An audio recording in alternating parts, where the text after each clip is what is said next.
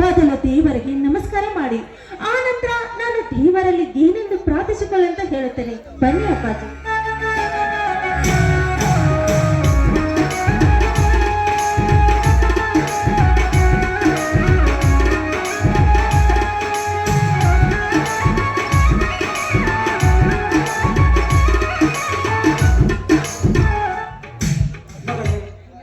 ಈ ಮನೆಗೆ ಬಂದಾಗಿನಿಂದಲೂ ನಾನು ನೋಡುತ್ತಿದ್ದೇನೆ.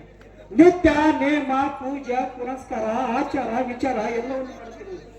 ಅಂತ ಹರಿಕೆ ಆ ದೇವರಲ್ಲಿ ಏನಿರ್ತೀವಿ ಅಪ್ಪ, ಹೆತ್ತ ತಂದೆಯು ದೇವರಿಗಿಂತ ಹೆಚ್ಚಾಗಿರುವಾಗ ಆ ದೇವರಲ್ಲಿ ನಾನು ಏನು ಪ್ರಾರ್ಥಿಸಿಕೊಳ್ಳಲಿ ಅಪ್ಪ, ಏನು ತಿಳಿದುಕೊಳ್ಳಲಿ? ಹೆತ್ತ ತಾಯಿ ಸತ್ತು ನನಗೆ ಹೆತ್ತ ತಾಯಿ ತಂದೆಯಾಗಿ ನನ್ನನ್ನು ಅಂಗಡಿಯಲ್ಲಿ ಇಟ್ಟುಕೊಂಡು ಶೋಭನ ಮಾಡಿದೆ ಅಪ್ಪ, ಶೋಭನ ಮಾಡಿದೆ. ತಾಯಿಯ ಎದೆ ಹಾಲನ್ನ ಕಾಣದ ನನಗೆ ನನ್ನ ಆಯುಷ್ಯವನ್ನ ನನಗೆ ಮುಡುಪಾಗಿ ಇಟ್ಟು ಚೂಪಾಯಿಸಿಕೊಂಡೆ. ಇಂಥ ತಂದೆಯನ್ನು ನಾನು ಪಡೆಯಬೇಕಾದರೆ ತುಂಬಾ ಪುಣ್ಯ ಮಾಡಿದ್ದೇನಪ್ಪ, ಪುಣ್ಯ ಮಾಡಿದ್ದೇನೆ. ಯಾವುದೇ ಕಾರಣಕ್ಕೂ ಈ ನನ್ನ ತಂದೆಯ ಮನಸ್ಸಿಗೆ ನೋವು ಆಗದಂತೆ ನಡೆದುಕೊಳ್ಳುತ್ತೇನಪ್ಪ, ನಡೆದುಕೊಳ್ಳುತ್ತೇನೆ. ಹೌದು ಮಗಳೇ, ನೀನು ಹೇಳುವ ಮಾತು ಸತ್ಯ. ನಿನ್ನನ್ನು ಮುದ್ದಾಗಿ ಬೆಳೆಸಲು ಒಂದೇ ಒಂದು ಕಾರಣವಿದೆ ಅಮ್ಮ. ನಿನ್ನ ಹೆತ್ತಮ್ಮ ನೀನು ಭೂಮಿಗೆ ಬಿದ್ದ ತಕ್ಷಣ ಸತ್ತು ಹೋದಳು. ಸಾಯುವ ನನ್ನಿಂದ ಒಂದು ವಚನ ತೆಗೆದುಕೊಂಡಳು. ಹುಟ್ಟುವ ಮಗು ಹೆಣ್ಣಾಗಲಿ ಗಂಡಾಗಲಿ, ಹುಟ್ಟುವ ಮಗು ಹೆಣ್ಣಾಗಲಿ ಗಂಡಾಗಲಿ ಕಷ್ಟದ ಕಡಲಲ್ಲಿ ಬೆಳೆಸಲಿ, ಉನ್ನತ ಮಟ್ಟದಲ್ಲಿ ಬೆಳೆಸಿ ಎಂದು ಕೊನೆ ಬಿಸಿಲು ಬಿಟ್ಟಳು. ಅವಳ ಅಭಿಲಾಷೆಯಂತೆ ಹೆಚ್ಚು ಹೆಚ್ಚಿಗೆ ಎಚ್ಚರ ವಹಿಸಿ ನಿನ್ನನ್ನು ಚೊಕ್ಕ ಚಿನ್ನದಂತೆ ಬೆಳೆಸಿದಳು. ನಿನ್ನ ಕಣ್ಣಲ್ಲಿ ನೀರು ಬಂದರೆ ನನ್ನ ಕಣ್ಣಲ್ಲಿ ಬೆಳೆದು ನಿಂತ ನಿನ್ನೊಂದು ಮದುವೆಯನ್ನು ಮಾಡಿಬಿಟ್ಟಲೇ ನನ್ನ ಮನದಾಸೆಯನ್ನು ಅಪ್ಪ ಜಿ, ನಿನ್ನ ಮಗಳ ಭವಿಷ್ಯಕ್ಕಾಗಿ ನಿನ್ನ ಆಯುಷವನ್ನ ಮುಡುಪಾಗಿಟ್ಟಿದ್ಯಪ್ಪ, ಮುಡುಪಾಗಿಟ್ಟಿದ್ಯಾ. ನನಗೆ ತಂದೆ ತಾಯಿ ಆಗಿ ಜೀವನವನ್ನ ತ್ಯಾಗ ಮಾಡಿಬಿಟ್ಟಿಯಪ್ಪ.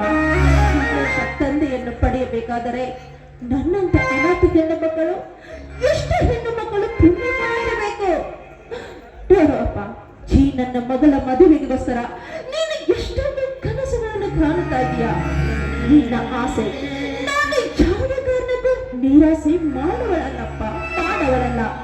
ನಾನು ಮೆಟ್ಟಿದ ಮನೆಗೆ ಅದು ಎಂತ ಕಷ್ಟಗಳನ್ನು ಬಂದರೂ ಸತಿಯಾಗಿ ನನ್ನ ಜೀವನವನ್ನು ಮುಂದುವರಿಸಿಕೊಂಡು ಹೋಗುತ್ತೇನಪ್ಪ, ನಡೆಸಿಕೊಂಡು ಹೋಗುತ್ತೇನೆ. ನಾನು ಬಿಟ್ಟಿರುವ ಮನೆಗೆ, ಕೊಟ್ಟ ಮನೆಗೆ ಕಳಂಕ ಬಾರದ ಹಾಗೆ ನಡೆದುಕೊಳ್ಳುತ್ತೇನೆ. ಸಂತೋಷ ಅಂಬಿಕಾ, ತುಂಬಾ ಸಂತೋಷ. ಈ ಬಡವನ ಮಗಳಾದರೂ ಮಾಡಿಕೊಂಡ ಗಂಡನಿಗೆ ಎರಡು ಪಕ್ಷಿ ಮನೆ ಮುಂದೆ ಬಂದರೆ ಬರೋ ಮಾಡಿಕೊಳ್ಳುವ ಅರಗಿನ ನಾನಾ ಮರ್ಯಾದೆ ಮಾತೆ ಸದಾ ನಿನ್ನ ಮನದಲ್ಲಿರ್ಬೇಕು. ಹುಟ್ಟಿದ ಮನೆ ಕೀರ್ತಿ, ಕೊಟ್ಟವರ ಮನೆಯಲ್ಲಿ ಹೊಟ್ಟೆಗೆ ಹಿಟ್ಟು ಇರದಿದ್ದರೂ ಚಿಂತೆ ಇಲ್ಲ.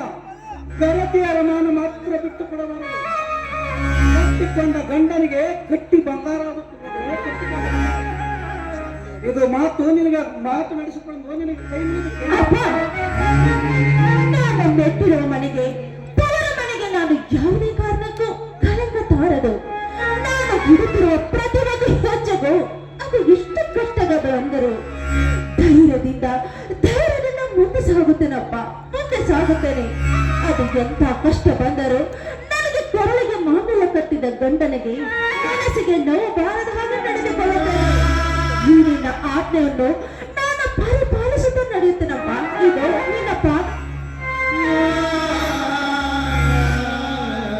ಎದ್ದೇಳು ಮಗಳೇ, ಎದ್ದೇಳು.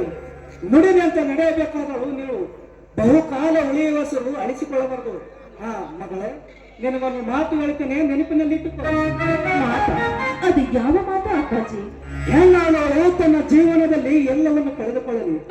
ಆದರೆ ಹೆಣ್ಣತನವನ್ನು ಕಳೆದುಕೊಂಡ ಹೆಣ್ಣು ಕಸ ತಿನ್ನುವ ಕತ್ತಿಗಿಂತಲೂ ಕೆಳಾದಳು. ಅಂತವಳು ಹೆಣ್ಣಾದರೇನು, ಮಣ್ಣಿಗೆ ಹೋಗುವ ಹೆಣವಾದರೆ ಎಷ್ಟು ಲೇಸು ಮಗಳೇ, ಎಷ್ಟು ಲೇಸು. ಆಯ್ತು ಅಪ್ಪಾಜಿ, ನಿನ್ನ ಮಾತಿನ ಪ್ರಕಾರ ಅಂತ ಸಂದರ್ಭ ಬಂದರೆ ಜೀ ನನ್ನ ಪ್ರಾಣವನ್ನೇ ಕಳೆದುಕೊಳ್ಳುತ್ತೇನೆ, ಶೀಲ ಮಾತ್ರ ಕಳೆದುಕೊಳ್ಳುವುದಿಲ್ಲ. ನಾನು ನಿನಗೆ ಕೊಡ್ತಾ ಇರೋ ಮಾತು ನನ್ನ ಆಸೆಯನ್ನು ಈಡೇರಿಸುವ ಕೂಸು ನೀನಾದರೆ ಮಾಡಿಕೊಂಡ ಗಂಡನ ಮನೆಗೆ ವೈಭವದಿಂದ ಕಳಿಸುತ್ತೇನೆ. ಹೇಗೆ ಗೊತ್ತೇ? ಹೇಗೆ ಅಪ್ಪ? ಹಾಗಾದರೆ ಆ ಲಂಕಿಸಿ ಕೇಳು ಈ ನನ್ನ ಹಾಡು.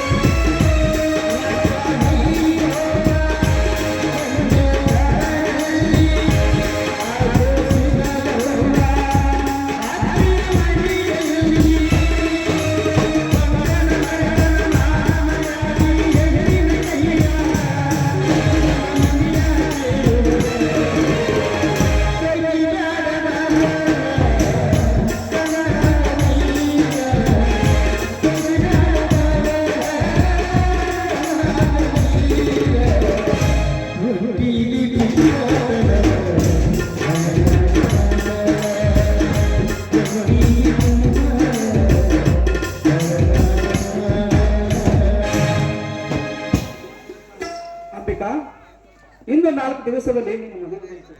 ನಾನು ಸ್ವಲ್ಪ ದಣರಿಗೆ ಹೋಗಿ ಈ ವಿಷಯ ಎಲ್ಲ ತಿಳಿಸ್ಕೊಡ್ತೀನಿ. ನೀನು ಮನೆಗೆ ಬಂದೋದ? ಆಯ್ತು ಅಪ್ಪ, ಆದಷ್ಟು ಬೇಗ ಬಂದು ಬಿಡು ಅಪ್ಪಾಜಿ.